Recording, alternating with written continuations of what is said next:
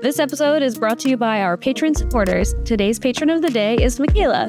Patrons get the show always ad-free and access to the extended episode with bonus content. If you don't want to miss all of that, go to patreon.com/calltheline. That's patreon.com/calltheline. Patrons, by the way, anyone in the $5 and above tier will be able to do a Zoom with Matt and Arden this coming Friday.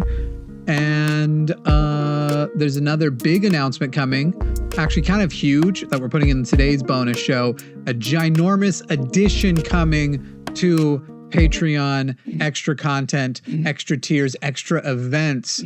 It might have a little something to do with a thing we've been teasing for a long time called LineCon. Just saying, just a little tease, not the full thing. But if you want to find out all that information, you're going to want to go to patreon.com/calltheline. Okay, I think we should make the show. This is way past the loop is ended. Oh, God. Welcome, everybody.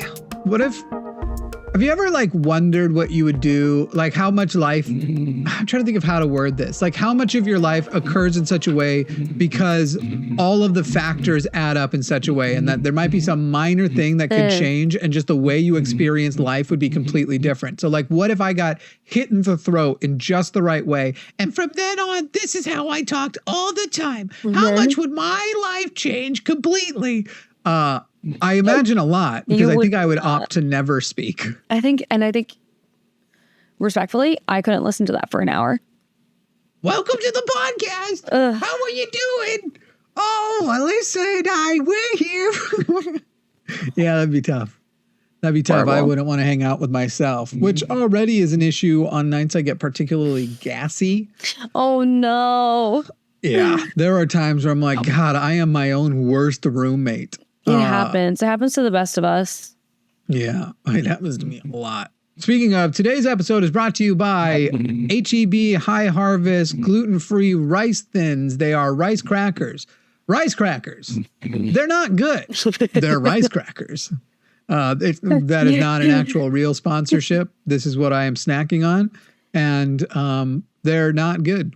But I keep snacking on them. I keep going, you know what I want? Is another one in my mouth. Nice. Is this a new reconfiguration of your foods? Is this new, the rice crackers? Well, I'll read you the ingredients because as people know, I'm still down to my 5 foods: rice, potatoes, chicken breast, occasionally a sirloin. Haven't done that in a while. And I took a break because I got real sick. I gotta try and get back into yogurt, see if I can get my yogurt train back up and running. These are the ingredients. Rice flour, safflower oil, which oils I haven't worried much about. If I get plain potato chips, they're going to be in some kind of oil, and salt. Rice flour, safflower oil, and salt. And if you look at these crackers, which people who are listening won't be able to see, they're shiny in a way that you actually think they're kind of covered in a thin layer of cheese. Wow. But they're not. Wow. So you trick yourself a little bit. Nope. Okay. You go, oh, look, cheese. Nope. I'm not cheese. It tastes like a cardboard box. Oh, my God. This tastes like I got it free with Amazon Prime. Came with my product. I feel like that's pretty close to a communion wafer. I've never had one, but they do look. I've seen them. They do look that way. Mm-hmm. Did you ever get the takeaway communions for people who were at home sick? Did you ever have to take one of those? No, I have not. I've seen them before. But I've never. They look like a tiny Lunchable. Yeah, with a little tiny thing of wine and a little tiny thing of cracker. Yeah. You can buy communion wafers that are not blessed, and you can just buy them on Amazon. I've seen people make Rice Krispies out of them. And those people have grown tired of living? What's going on with them? What's their deal? I think they just want to fuck around and find out. What's a marshmallow made of? Gelatin. Is it? Yeah, and sugar. Well, I knew sugar. Let's see. Sugar, corn syrup, sometimes, gelatin, and a small amount of salt. Gelatin. I wonder if I shouldn't be trying to see if I can get a little marshmallow action going in my I can't have a lot of sugar, but there's sugar in my main medication that I have to drink because 4 times a day I have to make this stuff, and there is sucrose in it to make it more bearable. So I wonder. It's July 7th, 2025. I'm Jimmy Snow. I'm Alyssa Loop. And we are subjecting you to this. Yeah, unfortunately. This podcast is happening to you. It is. It's happening to you, not for you. You know what I found out this week? What? Do you have any fun tidbits of things you found out this week? Because I've got one. I don't think so. Have you heard of a podcast called The Last Podcast on the Left? Yes. I have never, ever heard it. I still haven't. Okay. But I have heard of it by lots of people. Me too. All of this time, I assumed, in fact, what would you guess The Last Podcast on the Left is about?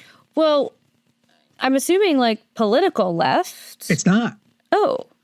That's the thing I also thought. What is it?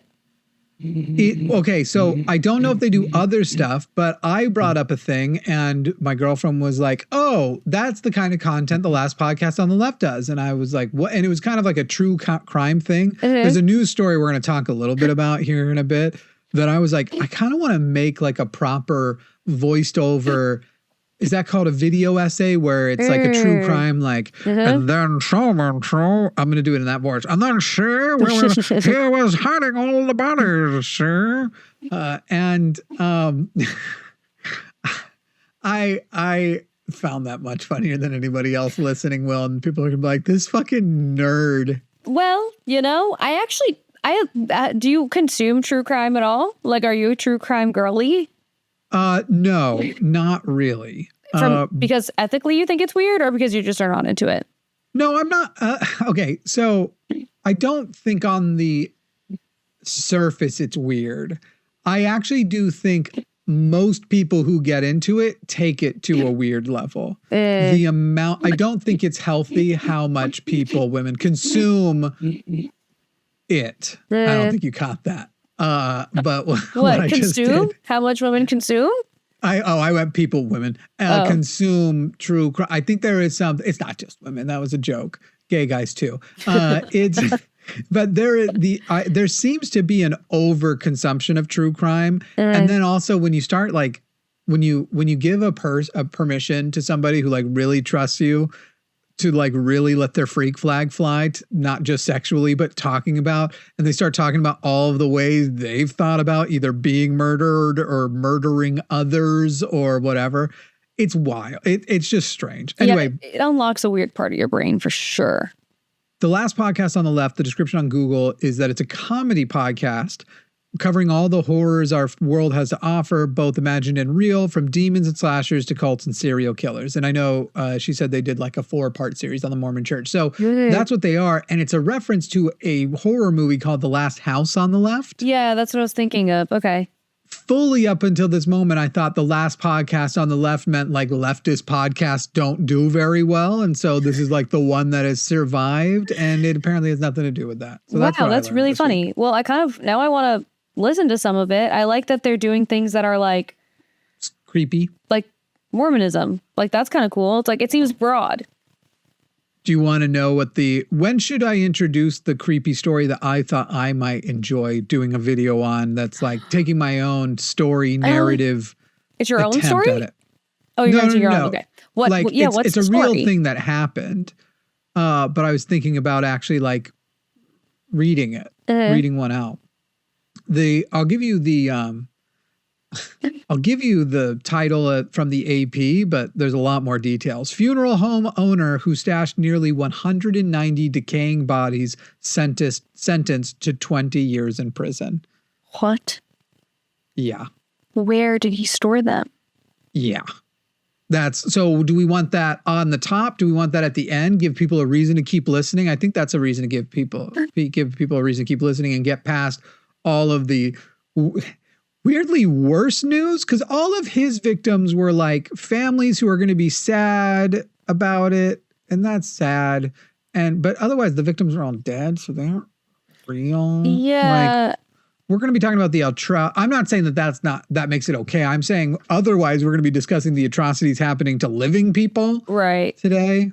So it will almost be a sort of relief and in a weird, very bleak way. Yeah. Yeah. Well, that's where we're at. We're listening to a person hoarding 180 bodies? Did I make that up? How many bodies?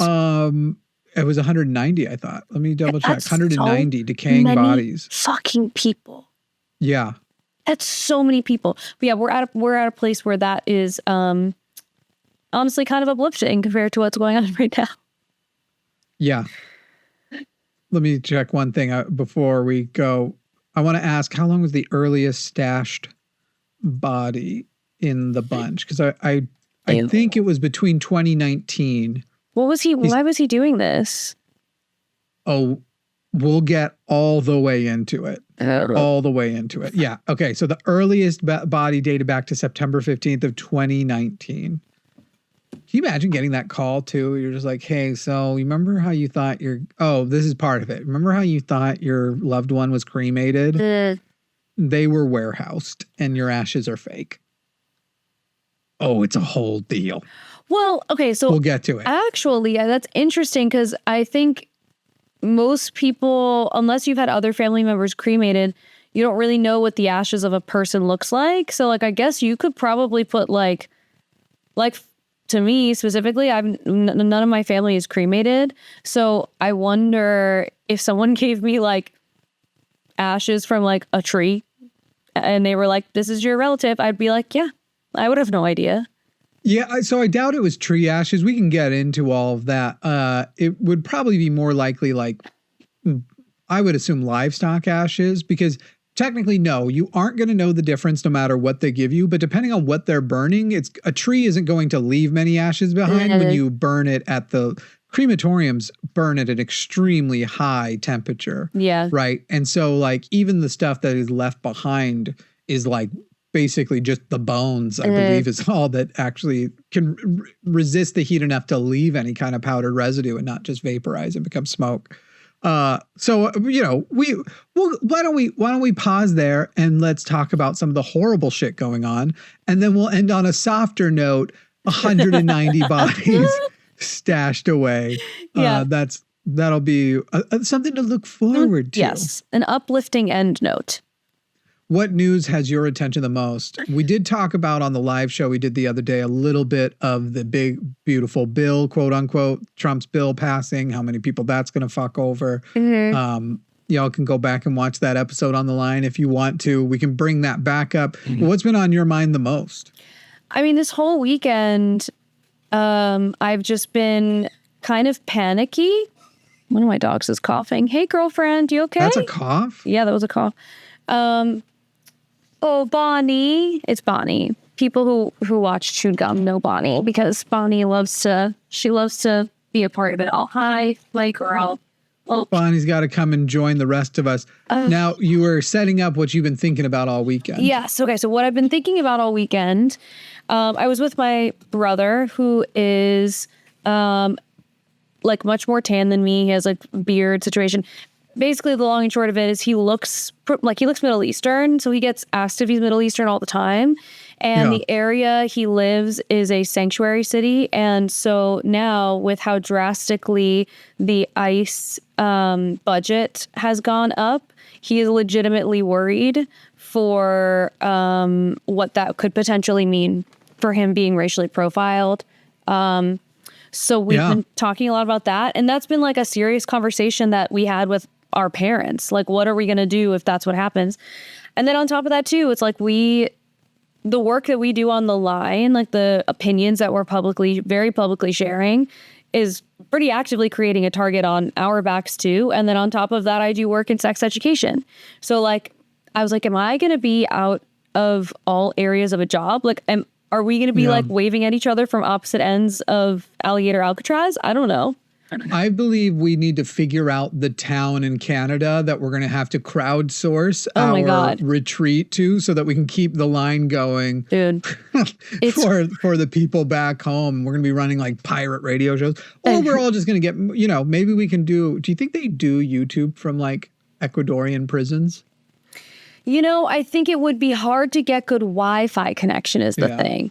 What up, fam? Today's episode brought to you by this shiv. Hang on. It's in my side. Let me just pull that out. This shiv, it's about 1.5 inches deep. I think it nicked my kidney, but we seem to be okay. Oh, my God. Our other sponsor today is Clamping Pressure. I will just be using my hand for that. That's going to be... Clamping Pressure. Clamping Pressure, keeping this show and me alive. Yeah, it sucks because it's... you know, like it's frustrating to hear people and even see it like over the weekend, 4th of July weekend. I saw one friend post a Instagram story and it was like, happy 4th of July. And if you don't like it here, book a flight and leave.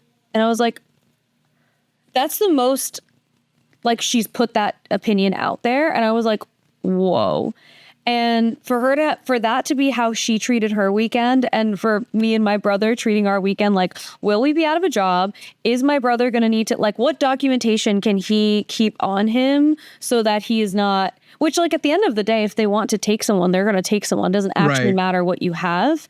Right now, they're defending all of the denial of due process, which would be, if there's no due process, then it doesn't matter if you are a legal born citizen of the U.S. Due process is what would have protected you before. Right. So, and that's what people meant by if there's no due process for people who are seeking immigration, whatever, legal immigration, then there's no due process for any of us. And so, you know, it sucks to like actually sit down with my mom and be like, do you have a plan in mind? Like, maybe we should make one if this happens. But also, like, what do you do? Fucking nothing. There's nothing you could do. Yeah. There's the absolute, there's a lot of, actually, when we get to another story here in a little bit, the flooding in Texas, there's some Democrat, quote unquote, left takes that have also been, to me, just as stupid as the, if you don't like it, get a ticket and buy a plane ticket and leave, where it's literally like, what? I'm sorry, if we don't like what? The country that's built to be changed?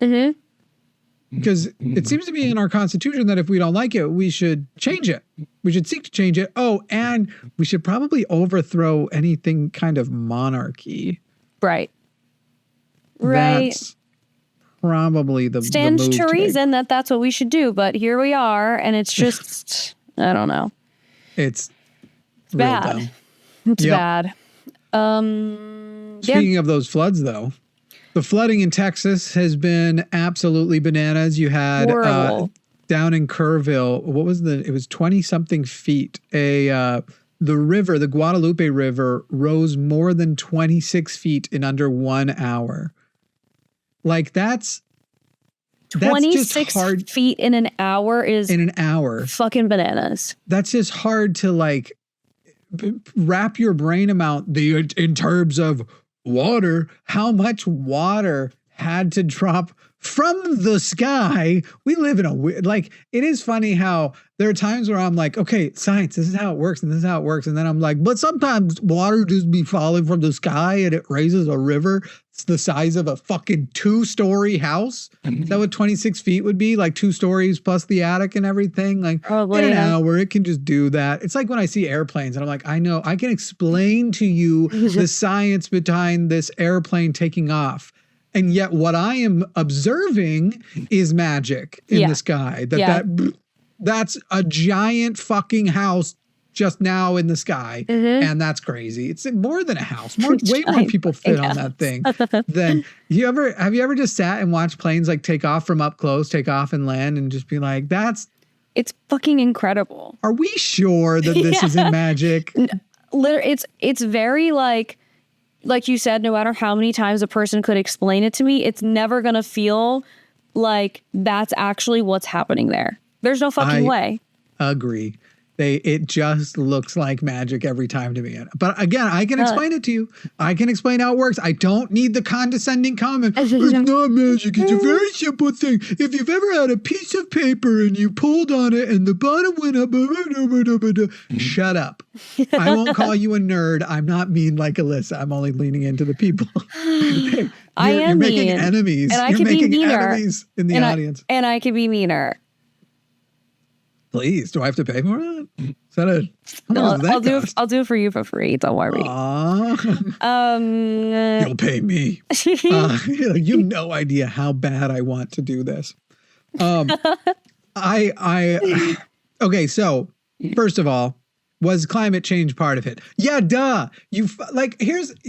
We had that caller the other day who was calling. Was like, yeah, and climate change. I just don't think it's that big of a deal. And I'm like, climate change. People keep talking about on these grand scales because that's not how we know it's happening. Okay. As far as like, no, here's why we know it's a problem, and it's like extra strange that this isn't something just the Earth is doing. But again, on the local level, this is what I was talking about on the call.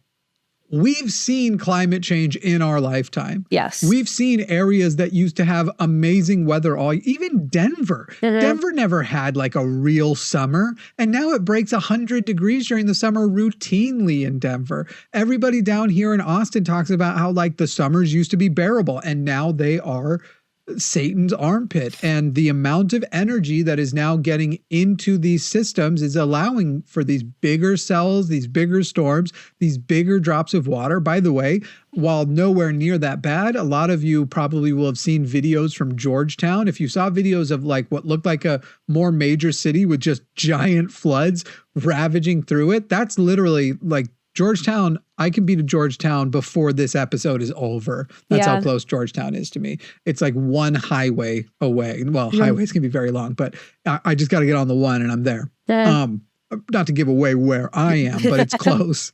And Austin had a lot of flooding. But then with this flooding, for multiple reasons, you have climate change causing these awful storms, where when something unprecedented happens, it's a bigger unprecedented event and it's more devastating. You also have cuts because of DOGE to the NWS. So a lot of warnings are going out later. A lot of places are understaffed. You've had people die because tornado warnings haven't gone out in time because there wasn't anybody there to issue it. Mm-hmm. Like these are the things your government are giving you and not helping us for the fight against in the future. And now as a result, not even kidding, from just rain, like we're not talking tornadoes, we're not talking like significant amounts of lightning. We were here, we saw it. Like the rain itself was just rain. Then you get a little bit of thunder, but we get thunderstorms all the time. This wasn't even that. It was just plain out raining. Almost peacefully if you were just looking at it like hour by hour, but you're like, what? When's it gonna stop? There's no breaks in it. It's just nonstop, just rain. And as a result of that, 79 people so far confirmed dead in the Kerrville area, in the surrounding counties of Kerrville. And there are, of that, 28, in Kerr County alone, 28 of those people are children, 40 of them are adults. And it was a lot of campers, community leaders. I don't know if you heard about the Camp Mystic tragedy. Yes, yeah, I did. Yeah, 10 girls and one counselor from Camp Mystic, an all-girls Christian summer camp on the Guadalupe River, still missing. No one knows where any of these 11 girls are. Horrifying. Mm-hmm. Camp was hit really, really hard. The footage of what the inside... know some of them are dead. Yeah, the footage of the inside of where they were all staying, you can see how high the water line is. It's insane. Right. Which, by the way, like, I guess I've stopped being as afraid of it, but for most of my life, my greatest death fear was drowning. And that's how these people are dying, mostly. Yeah. They are getting swept away in currents they cannot fight, because you see a flood and you're like, well, sure, it's, the water's 6 foot deep, but like you can survive or just stay above water and then swim off to it is the absolute power of the current that is moving. It's basically the equivalent of whitewater rapids, but everywhere. And you run out of energy trying to fight it. You end up under the water, or you hit debris. Something knocks you under the water and you don't even know. The water is dark and brown. You lose a sense of which side is up. You don't know where you are. You just die. Anyway, it was, there was one part of the Kerr County that 15 inches of rain in a single hour. Wow. Like and then 26 feet of the river rose 26 feet in just 45 minutes, overwhelming the flood gauges and getting entire communities covered with water. Death tolls obviously still rising. Those 11 girls still missing.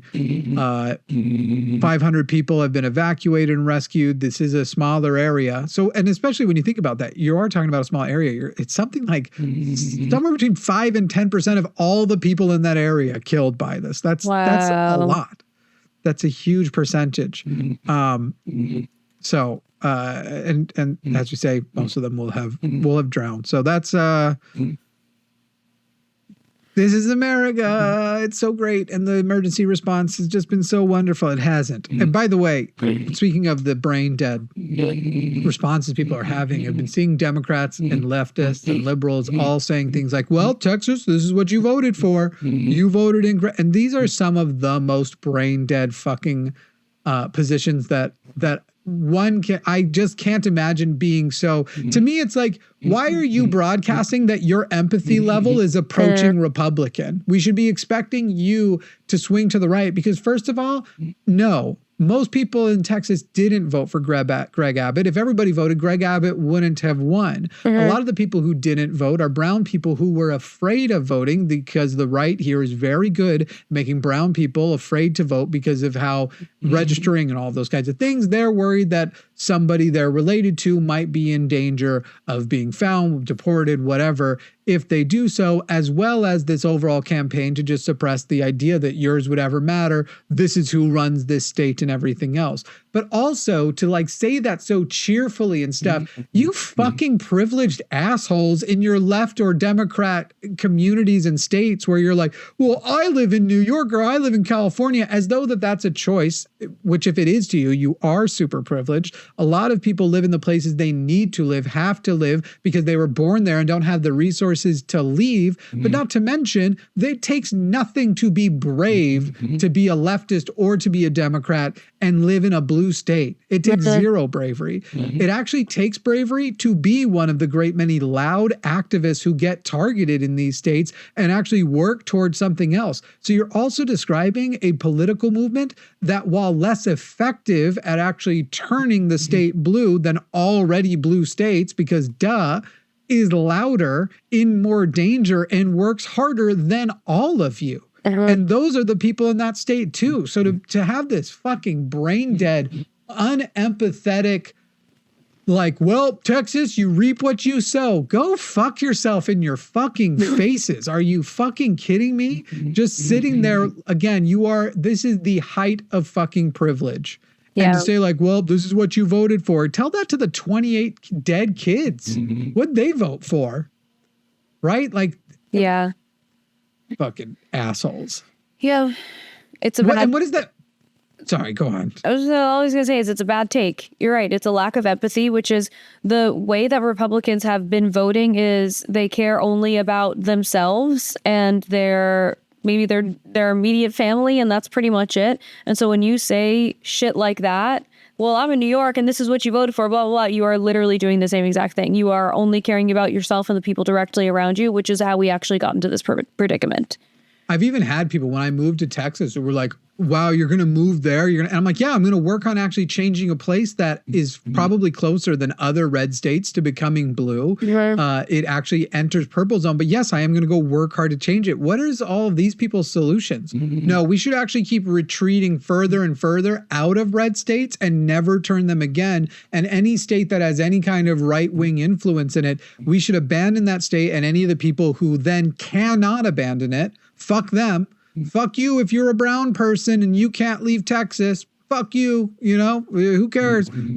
Fuck you if you're a trans or a queer person or whoever else that Texas sucks for. Fuck you if you're a woman who's going to need reproductive care. Let's just leave Texas because that's what they vote for over there. Let's abandon all of them, stop working with them, and retreat to these states that are becoming fewer and fewer solid blue states so that we can never win a presidency again? because they're also now able to completely always dominate the electoral college, because now we're down to just whatever number of states. It is wild, this sort of like almost separation theory. Unless you actually have a good plan to separate us into multiple countries with a budget to get the people out who don't want to stay, shut the fuck up. Get the fuck out of here. I just saw some of those posts on mostly Threads, and I was like, even from like some of the bigger names, and I'm like, are you... So Trump enabled their side to be a bunch of fucking sociopaths, and you just went, what if I did it too, though? Yeah. Well, people like Trump, so maybe I should be a sociopath. You fucking assholes. Well, I think it's people are having a really hard time. Here's the thing is, it's like we're pushing people to be empathetic over and over and over again, and not really seeing any like big change. We're still in a Trump presidency. So it's like, so I understand where the impulse comes from. I understand where the frustration comes from, and it's not going to move us forward. It's going to bring us several steps back, actually. And it's just not the right thing to do, unfortunately. I hear and understand the frustration. It's just not. If you're going to forget about the actual people within, it's funny too, because these are the people who always be like, guys, it's fine if you dislike Islam, but you shouldn't turn that into disliking Muslims. Muslims and Islam are different, or Christianity and Christians are different. Hate the ideology, not the people. And then there's like, fuck everybody in Texas. Yuck. You guys sound like the fucking redneck assholes. And I'm sitting here going, I wonder if I should clip this out and put it out because it's been annoying me so much. And then I'm like, all the comments will just be, is Jimmy cosplaying as a handmaid right now? What's going on? I like my cloak blanket. I'm at home. I'm comfy. It's rainy. It's wet. I'm cozying it up. It's awful here. Let's go to a fucking break. Okay. Oh, I forgot about breaks. I need a break. I kind of forgot about breaks. Yeah. Hey, look, the music's working, and I'm not going to have to go through a nightmare scenario to edit like the last episode. That was not their fault. Oh, and you just got to love the way, like, Riverside is being used by a lot of, like, really big, and I imagine that they get some level of support that we don't even come close to. Whereas I'm sitting here going like, hey, guys, how come our final export, if we do a combined frame thing, you force it to 24 frames per second, even though we're recording in 30 frames per second, and they're just like, question. It'll be fine. Yeah. You like and that, they'll take though, 2 don't days you? to get back to you to tell you that. Oh, yeah. Yeah. And you'll like it. A-holes. This episode is brought to you by the amazing people on patreon.com/calltheline, where you can get the show ad-free and you get the extended episodes where we do bonus shows, which is most of the time. Head over to patreon.com/calltheline and sign up today. Would you like to be one of the cool people who can prove... I was just going to do it. You should have done it. You should have. I literally put my lips together to go, and then I stopped. Do you hate whenever you thread something that deserves to go viral and it doesn't? I've never really gone viral on Threads, so I guess. Or Twitter back in the day? I was not really a big Twitter user, because like I would read through Twitter, but I didn't really post on it. But I mean, I can relate to that in whenever I post something that I really like on Instagram and it does dog shit numbers. I'm like, this was a good post, but apparently it wasn't. So do you remember the hymn Onward Christian Soldiers? Did you ever have to sing it? No. Oh, it's pretty popular in most of the churches. And the song's like, onward Christian soldiers marching as to war, with the cross of Jesus going on before. Wow. And it's one of the ones that like it lifts the energy of the room. It's not like one of those. You love your room, let my heart. Right. Everybody's falling asleep while they're singing. Anyway, so I threaded out on Sunday my rendition, and I thought it deserved to do better than the 15 whole likes it has. I did onward keyboard soldiers typing as to war, with the cross of ego, tissues on the floor. Tissues on the floor is insane. Thank you. That's the idea. I think that's so good, and it's not doing bits. Listen, it just happens. And also, you could post that, you would copy and paste that and post that again on Threads in a couple of days. I think Sundays are just not a good posting day. Like, I posted a dump of a dinner party I went to yesterday, and it was like one of the most beautiful things I've ever attended. And then it's doing dog shit numbers. Can we take that sentence again? You posted a what? A dump. Yeah. See, I've been posting my dump, and those do great numbers, okay? But what I got to do is probably write the rest of the thing, sit down at a piano, or at least a whole verse, sit down at a piano. Maybe just those 2 lines would be enough. Sit down at the piano and just actually like play it. And then I'd probably be okay. I'd probably do it. Okay. That'll probably do numbers. Do it. The world is on fire and I just want to have some ice cream, but I can't because it is milk-based.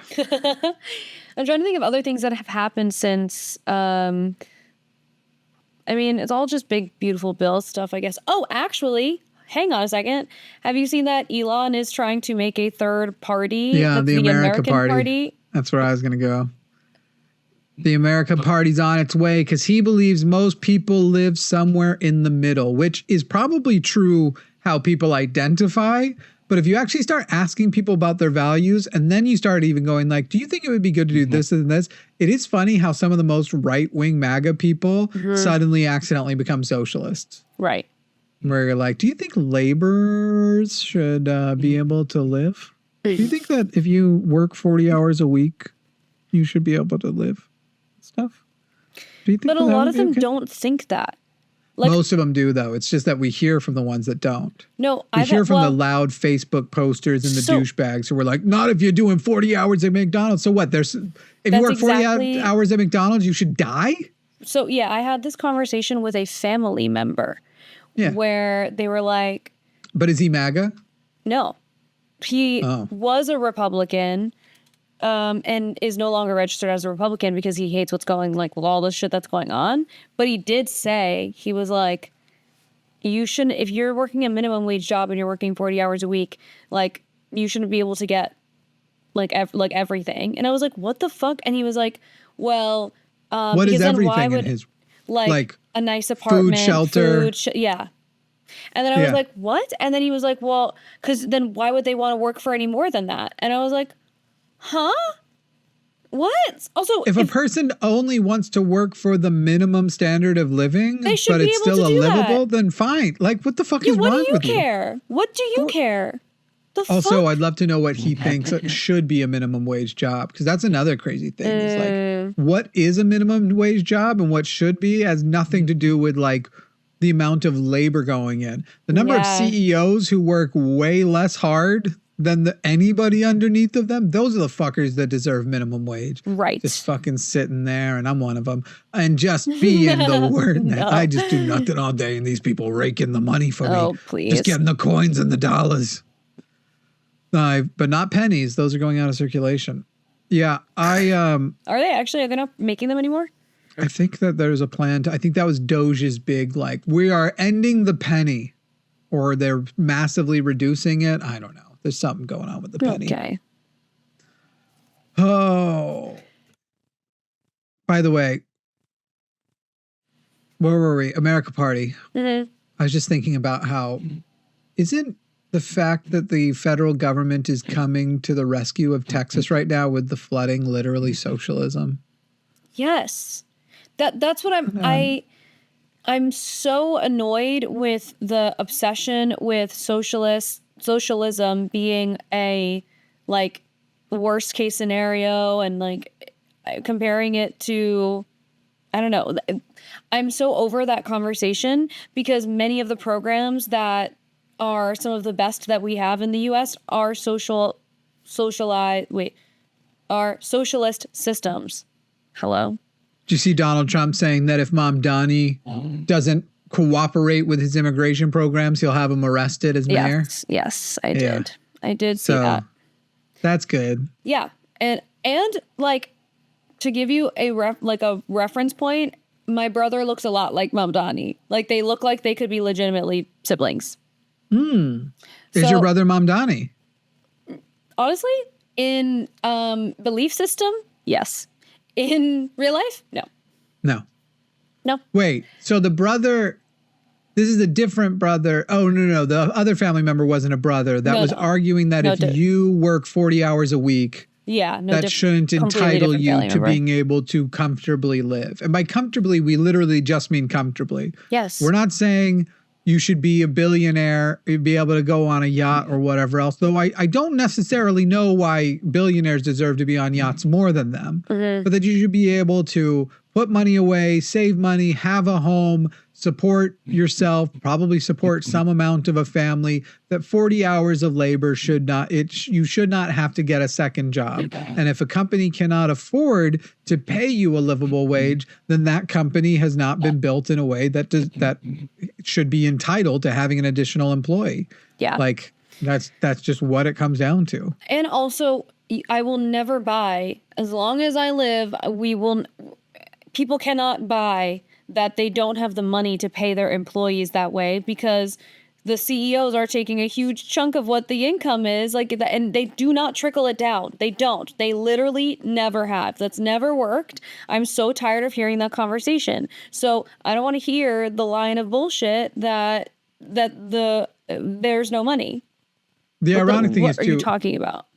Oftentimes when these conversations come up, and we're talking mostly about the abuse from the big corporations, it is so often the case that like they're going to go like, oh, well, now you're trying to force these people with their small companies to not be able to have, because they won't be able to afford it. When it's literally like, no, that's actually where we should be putting government subsidies. We should be taking from the big companies and doing some wage pay sharing with them. First of all, we could actually replace a lot of government quote unquote welfare programs with that. Give small businesses, instead of paying money out in one area, pay it out to small businesses to be able to hire more people. These people are now working, contributing to the economy, have an ability to get somewhere. But on top of all of that, like they're going to go after that. When the funny thing is a lot of times, anytime it's a small company who is doing the minimum wage stuff, everybody and their mom knows that company sucks, because they're like on Facebook, they're like, yeah, by the way, this local guy, I made a post on Facebook he didn't like and he fired me. And I'm like, bro, you were paying me $7 an hour.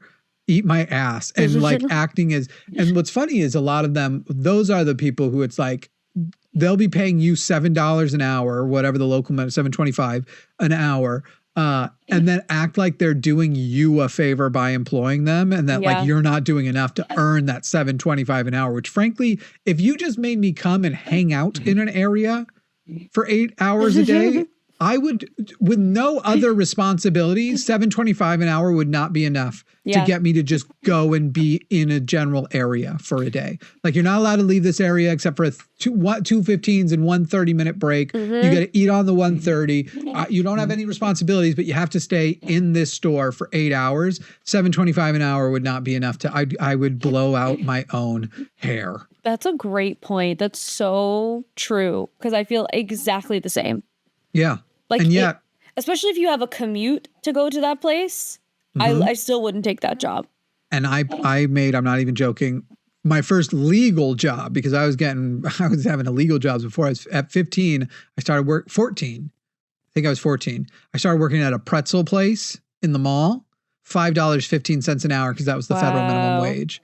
And I'm literally just sitting there like, if somebody asked me to do any of those individual chores over an hour and they said, I'll give you $5, I would say, I'll do it for free, because I would rather do it as a favor than value that task at $5. Yeah. I will, but for 8 hours straight, you're scrubbing, you're cooking, you're in the fucking, you're shaving years off of your life for $5 an hour. And it is absolutely wild the way we value labor in this country. Anyway, all that to say, a lot of the time, even among some of the right-wing people, they will still pay if it's a small business, because you have to see those people every day and you have to know if they're struggling, and if that financial struggle has to do with you in any way, they will often pay, even right-wing people will pay, when they're a smaller company, a fairer wage. Not as fair as they could, but like, when my girlfriend was in Utah when we first met, and she was working at a place that I fully would have expected these people, just because the kind of Mormons they are, to be like, maybe not minimum wage, but like to be offering half of what she was getting, even though she was still getting a couple dollars less than what the actual market value of her job was. And they would make all kinds of excuses why they couldn't, blah, blah, blah. Then she found out they were giving this other person who works there raises like crazy because they're assholes. Yeah. Wow. Yeah, there's another person there who does less than her and was making like twice as much as her. Wow. Mm-hmm. But yeah, when you have to go and you have to actually see your employees, you have to talk to them. And not to mention the inconvenience when you have a small company of, if I don't pay you enough, you might get another job whose schedule may end up overlapping and interfering, and your productivity will go down.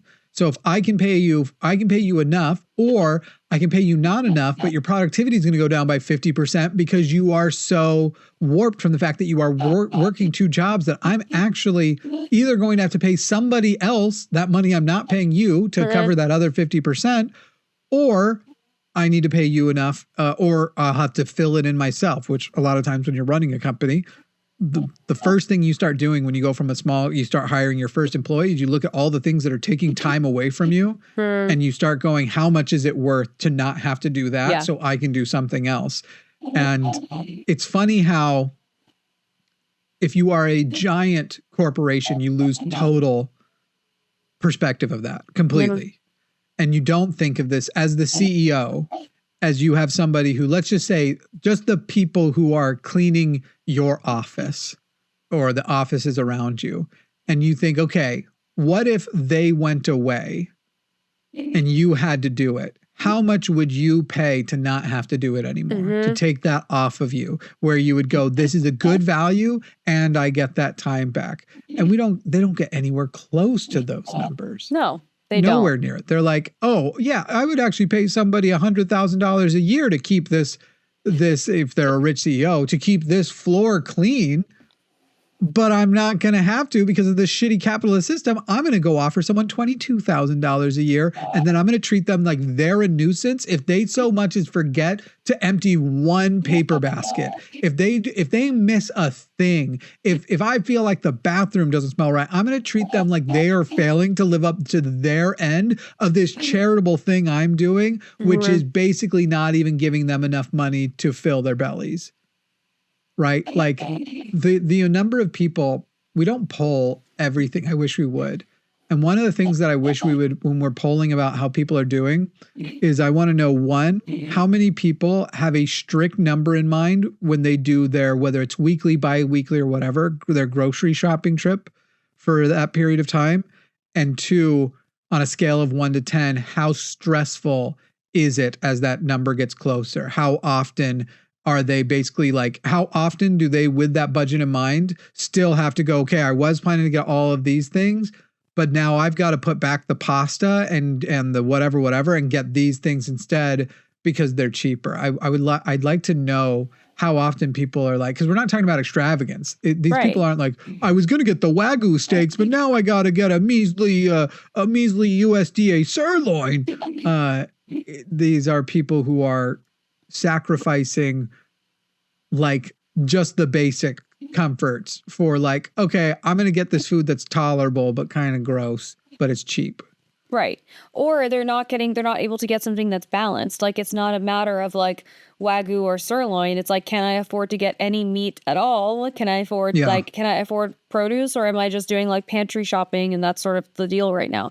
Yeah. I think it's also when you've reached a level of comfort and wealth, it is incredibly hard to understand what it's like to not have that comfort and like what the day-to-day of that experience is like. Like, if you've never had 35 cents in your account and been like, I literally can't take the subway today, I will have to walk wherever I need to go. Like, if you've never experienced that, you don't understand the things that you are going to have to be conscious of and count in your head, or whatever, however you want to do it. It's like unimaginable, I think. Like, they literally cannot understand. And it's weird too how you can't even get it through to some of them where it's like, dude, you're living this and you're defending it. My parents are both Republicans. They both voted for Trump, at least the last time, not the first time. I don't think my dad did the first time, but eventually came around because he liked how much Donald Trump was beating Nancy Pelosi. That was his justification because he's redacted. Anyway, we grew up with not a lot of money. At some point, my dad started doing a little okay. We got to have a little bit more, but we had not a lot of money. And my parents will talk about like, well, the trick when you've got 13 kids, but usually like 5 to 7 at a time, what you have to do is make sure that every meal, you got like the parts of the meal, but the main thing you need to make sure is that you have one part of the meal that's really filling. And then they're like talking about, so you could do like this food, like spaghetti, you could do, but then they're also describing like lots of really processed foods. And I'm like, yo, all of your kids have like inflammation problems, health problems, and weight regulation problems, like all of them, because you're literally saying like your number one priority wasn't learning how to nutritionally eat. It was just to satiate the hunger of a mass of kids, as though you're trying to like feed a wedding reception enough for them to go drive home, but every day, 3 times a day. So you're resorting to cereal for breakfast, PBJs for lunch, and some like pasta heavy or rice heavy. It was mostly pasta. Not good pasta. My mom especially. My dad could make some okay pasta stuff. My mom sucked. And it was like, I ate a lot of buttered noodles, which I do love buttered noodles. So that's not the end of the world for me. But maybe I would have, if I had been introduced to a more diverse palate, I feel my life would probably have turned out a little better. Yeah. Anyway, all these, and it's literally like, you don't realize that you ruin not just like, because of your financial situation and them telling you that this is normal, you are now defending something that has basically made all of your children and you sick. My dad recently found out he has Parkinson's. Wow. Like, and right now, all the research says to avoid Parkinson's, be active and don't eat like shit. And it's literally like, Dad, we know why you have Parkinson's. Yeah. You gave it to yourself. I didn't say that to him. I don't talk to my dad, but recently found this out. But and then just knowing all of the weight fluctuation, every member of my family has struggled with their weight.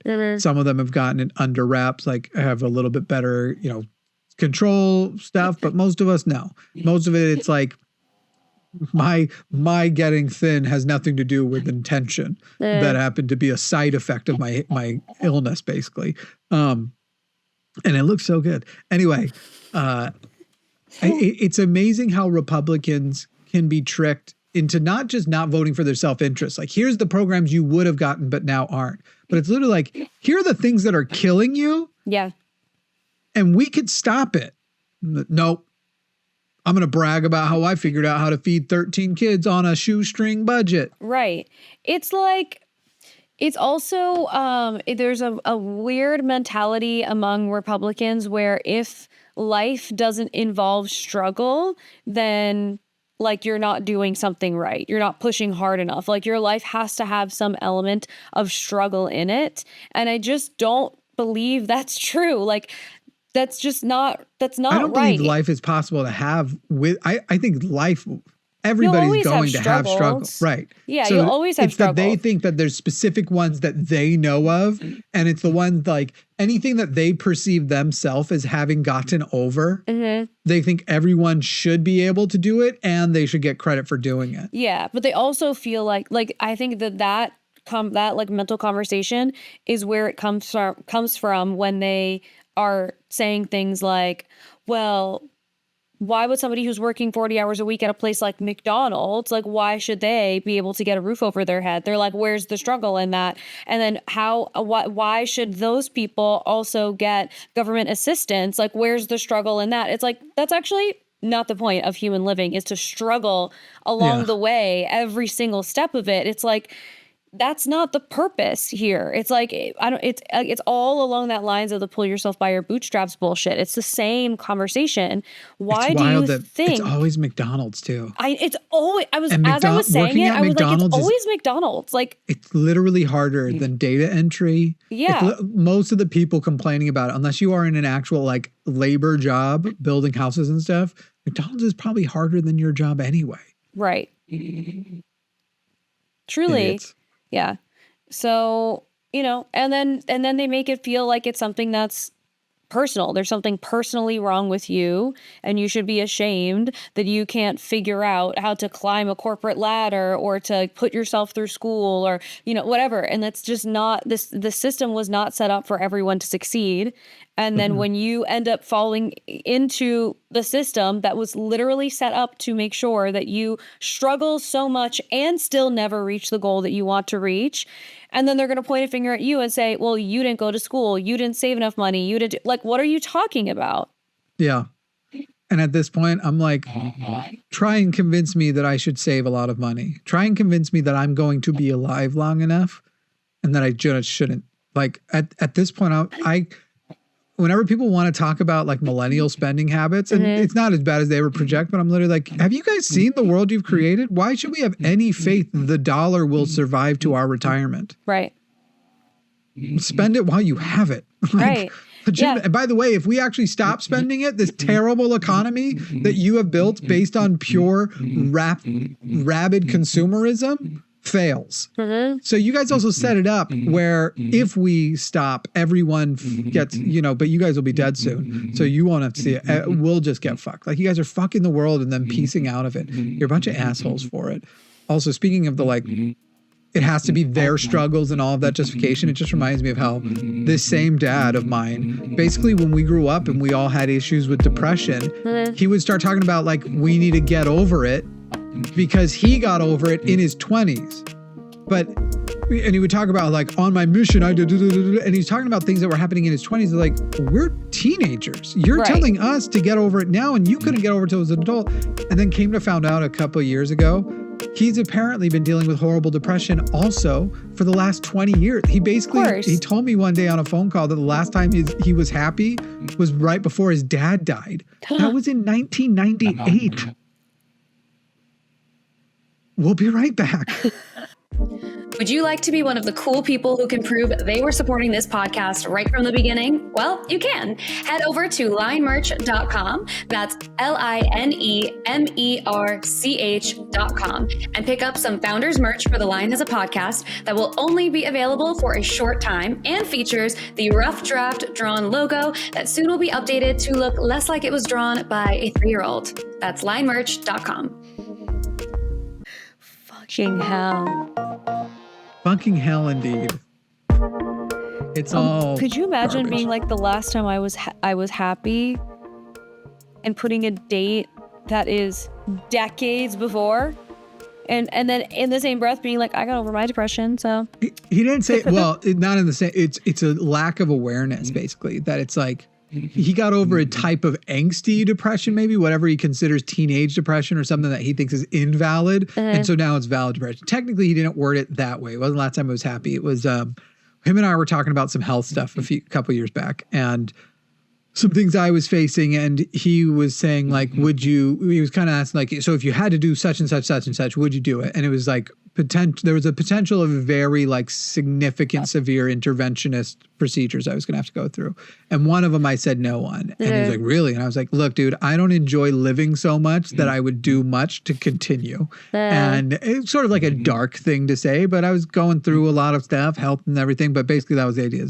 I don't enjoy living so much I'd put action into continuing it. And he said, basically, that's how I've felt since Grandpa died. And I was like, and I remember kind of being haha at the time. And then afterwards being like, dude, all of your kids knew you after that period. And you were an awful father for all of that time. And if you would have just shared with us that was a struggle you were having, instead of having this Mormon absorb everything stoically and turn it all off and never show emotion, kind of patriarchal, a toxic masculine bullshit, we probably would have all liked you more and gotten along better. You would have had to have treated us better still, don't get me wrong, but the ability to have the conversations that would have led to better treatment, because you treated us like not humans. You treated us like pets, like things you had expectations of, and then rewarded or punished us on the basis of whether or not we adopted that which you issued to us. If you had treated us like fucking humans and shared that struggle, we would have felt like you were someone to come to when we were having those struggles. Instead, you were just a dick about it all. Anyway, you want to hear about John Halford? Sure. John Halford, the co-owner of the Return to Nature Funeral Home in Penrose, Colorado. By the way, this happened, most of this all came to light in, the case started in 2023, but this isn't new news, but it's kind of been making the rounds again. And when I was reading about it, I was like, this is crazy. He was caught after authorities discovered nearly 190 decomposing bodies improperly stored in a building operated by his funeral home. Local authorities were alerted to a foul odor emanating from the facility. It's always a foul odor. Penrose. Yeah, that was the crazy thing is like, bro, how did you not account for the smell? They never do. It's always the smell that gets people. You're dumb. I think do they just underestimate how bad it is? Or is it the kind of thing where it's like if you live in a house with 1 million dogs and it smells like dogs, you don't smell it anymore. So then other people come to your house and they're like, it smells like shit in here. And you're like, have you ever smelled decomposing humans? No, thankfully no. There's no way that's the smell you stopped. It's like if you just leave and come back. Yeah, it's bad. That's not a smell that ever goes away. I've only smelled it a couple times. It's weird that it's more than once, but I've only smelled it a couple times in my life, and any time I can on demand smell it again just thinking about it. Ugh. Like it's once you smell it, you always know that that's what that smell is too. Yeah. There was a person in our neighborhood who committed suicide a couple years ago, and it was because of the smell that, and it was funny because I'd gone out on a walk one night and I was like, I swear the smell. I was like, it was kind of next to a swamp. So I was like, the swamp kind of smells like dead bodies right now. Yeah. Then come to find out, no, this guy had just like done it a while ago and they didn't find him for like 2 or 3 weeks. Yeah. It's a recognizable smell. Anyway, from 2019 to 2023, John and his wife, Carrie, had taken payments from families for cremations and burials, but instead of performing the services, they kept the bodies and provided the families with fake ashes.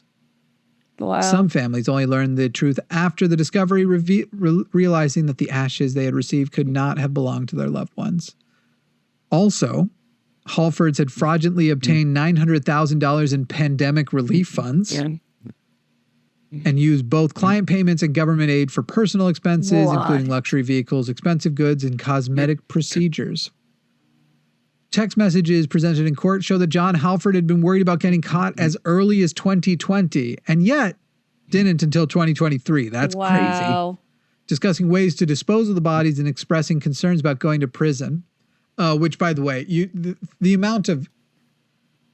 I just don't believe he in court, he does this thing about like, I hate myself. I can't believe I did this. I'm so sorry to everybody. Blah, blah, blah. And I'm like, this is definitely like psychopath level shit. There's no way I believe a moment of this. Cause at 10 bodies, you should be like, whoa, I have really fallen. Well, holy shit, I'm evil. Right. And now I'm like, I'm not going to do any more, but I'm stuck with the 10 bodies. 190? Almost 200?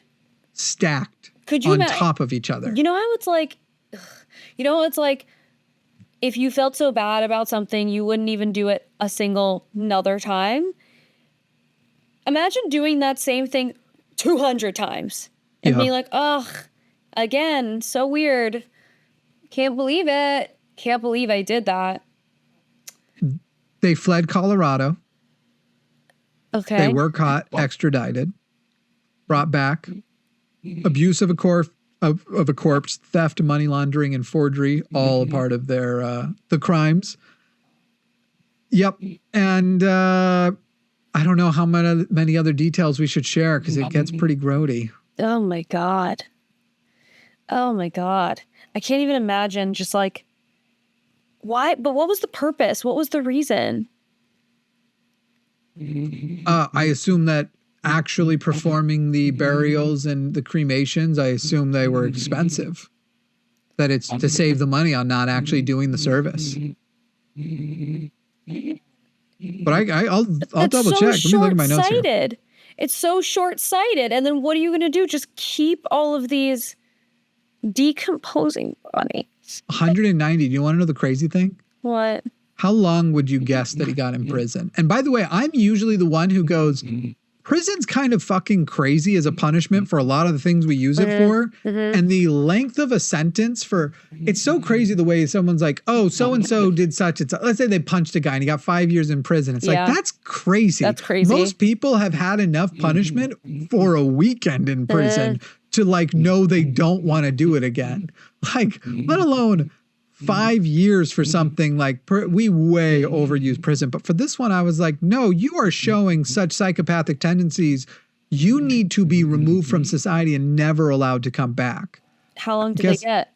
He only got 20 years. Each? Oh, I don't know if she got, let me see. Oh, interesting. 20 years. Wow. Yeah. Wow. There's separate sentencing for the corpse abuse. That's actually just on his wire fraud. He's only gotten the 20 years from wire fraud. He hasn't actually been sentenced for the corpse abuse. Okay. But a lot of those. He's never going to see the light of day. And no, 20 years isn't that much. I mean, it is. It's a lot of your life, but he's young enough that he'll probably live past that. And federal and state sentences are usually served concurrently. So. It's not probably going to be that bad for him. What were we asking? What was the reason? Oh, right. Yeah. Why didn't he just burn them? Yeah. Maybe he didn't have an actual crematorium. Like that would be the fucking. That would be crazy. Because he must not have if he's saying like, we have to figure out a way to dispose of the bodies. Like, wouldn't the crematorium be the way? Right. Did not cremate the bodies as promised to families for key reasons. Let's see. Collected more than... By not paying for actual cremations, they maximized their profits. Oh, so they were like an in-between. They didn't actually have their own... Basically... Oh... They had originally lost access to a contracted crematory, which stopped doing because it stopped doing cremations. But he continued to accept new bodies and payments, not disclosing. I don't have a way to burn these things up. So that's crazy. What a fucking freak. Unrefrigerated, by the way. This was not. This was just like an empty, like, yeah. Disgusting. Yeah. Ugh. I hate it. It's. Do you ever want to meet people like this and just talk to them and be like, "The fuck is wrong with you, like, dude? Literally, what the fuck is wrong with you?" Yeah. Yeah. You know that like people who do stuff like that also have like the worst habits in the world across the board. Like they eat in their bed. You know, they piss in cups by their bed, like instead of getting up. Like it's like that vibe. I'm like, you care about nothing. I can tell. I wonder too, because there was like, I feel like he was supposed to bury some too, and didn't even do that. So how did they trick? Because families usually go to where they were buried. To the burial. So did they have like a couple and they just kept changing the headstone? They were like sending people to the same grave, like or it was an everybody empty casket, I guess. Because I guess going through the embalming process would be where they're saving. I don't know. Yeah. Well, yeah. If you're not burying anything, you don't have the casket. You don't have and clear. I mean, I assume that these were burials that did not actually have like a ceremony at the actual place. Like we didn't do that when my grandpa died.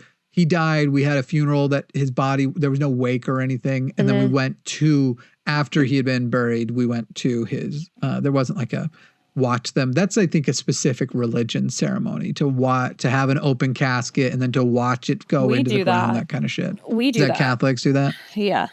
I don't know if it's like all Catholics, but my family does it and I fucking hate it. I think it's so weird.